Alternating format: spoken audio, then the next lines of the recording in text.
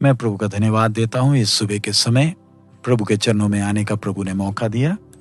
आइए आज के वचन मनन के लिए भजन संहिता 141 उसका 5। धर्मी मुझको मारे तो वह कृपा मानी जाएगी, वह मुझे ताड़ना दे तो ये मेरे सिर पर का तेल ठहरेगा। मेरा सिर उससे इनकार ना करेगा, लोगों के बुरे काम करने पर भी मैं प्रार्थना में लवलीन रहूंगा। मैं उर्दू में पढ़ूंगा।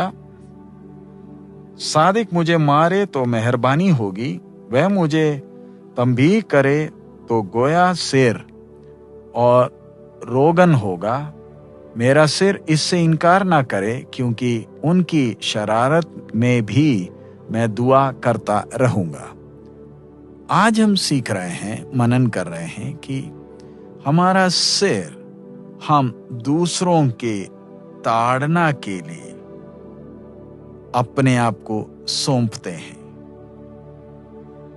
इधर हम जो वचन पढ़े हैं वो राजा दाऊद के द्वारा परमेश्वर की आत्मा ने लिखा हुआ वचन है। हमें दाऊद राजा के जीवन के बारे में मालूम है। परमेश्वर का वचन दाऊद का हृदय के बारे में बताता है कि वो उसका सोच किस प्रकार का था। परमेश्वर ने उसे चरवाहा जब वो था उस स्थान से उसे उठाकर अपनी चुनी हुई कौम इस्राएल पर उसे राजा बनाया। ये दाऊद का सोच परमेश्वर को प्रसन्न करता था। इधर हमने अपने आप को जांच कर देखना कि मेरे सोच से क्या स्वर्ग प्रसन्न है। दाऊद एक ऐसा व्यक्ति था जिसके जीवन में बहुत सी गलतियां हुई,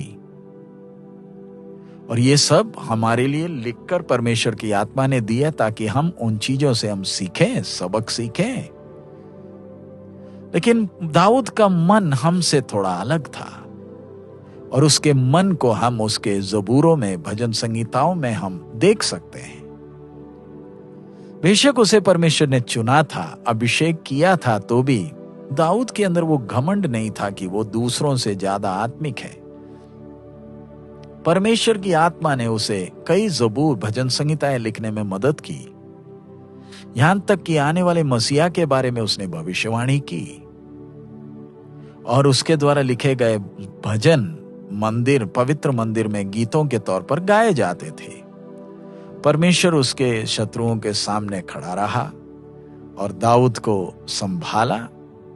और हम देखते हैं दाऊद को कैसे शारीरिक और आत्मिक तौर पर परमेश्वर ने आशीष दी।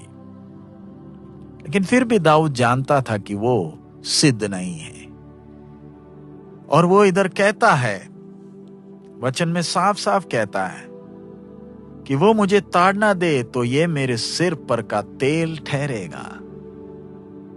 वो जानता है कि परमेश्वर उसे ताड़ना देगा और धर्मियों को इस्तेमाल करेगा उसकी ताड़ना के लिए, और दाऊद उसके लिए मंजूर है, खुशी से स्वीकार करता है।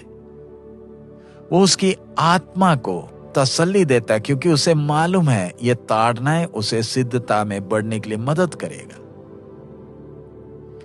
अगर दाऊद जो चुना हुआ राजा, उसका सोच इस तरीके का है, तो हम लोगों का सोच कितना ज्यादा होना चाहिए।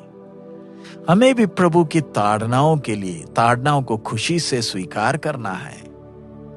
परमेश्वर का जन जो परमेश्वर को प्यार करता है, उसे मालूम है कि जीवन के सारे संघर्ष और परेशानियां परमेश्वर के हाथ में औजार हैं, ताकि हमें मसीह के कद तक बढ़ाएं। कई बार परमेश्वर दूसरों को इस्तेमाल करेगा हमें ताड़ना देने के लिए, और हमें दर्द लगेगा, हमें दुख पहुंचता है।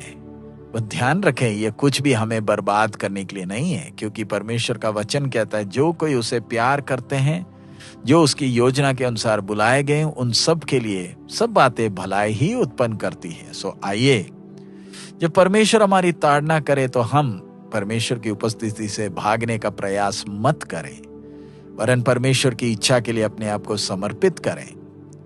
दाऊद जब राजा था, उससे पहले साउल इस्राएल का राजा था, लेकिन वो बिल्कुल विचित्र व्यक्ति, उसका वो घमंड से भर गया।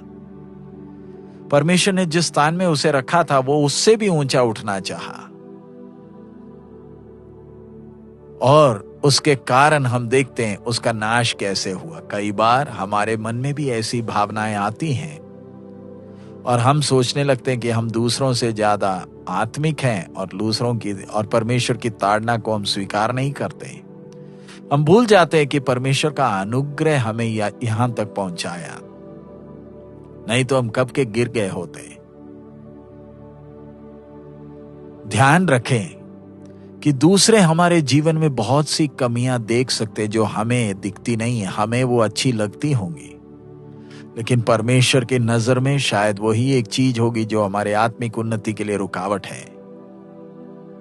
तो क्या हम बड़ी उत्सुकता के साथ परमेश्वर की ताड़नाओं के लिए इंतजार करते हैं?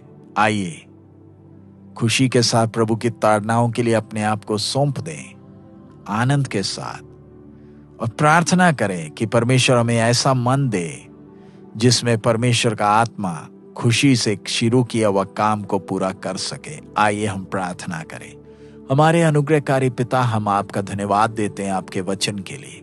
बाप, दाऊद के जीवन से आप हमसे बात कर रहे हैं प्रभु। आपकी ताड़नाओं के लिए हम अपने आप को समर्पित करते हैं प्रभु। जो काम आपने हमारे जीवन में शुरू किया, किसी कारणवश ये काम बंद होने ना पाए। आपके कद तक बढ़ने के लिए हमें मदद कर। आप जो भी करते हैं हमारी भलाई के लिए है, इसलिए धन्यवाद देते हैं।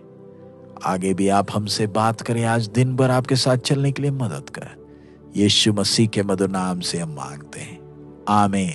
हमारा प्रभु अति शीघ्र आ रहा है। आइए हम प्रभु की इच्छा के लिए समर्पित होकर दुख हो सुख हो खुशी के साथ प्रभु के साथ चलें और उसके कद तक बढ़ें। हमारा प्रभु अति शीघ्र आ रहा है। प्रभु हम सबको आशीष दे।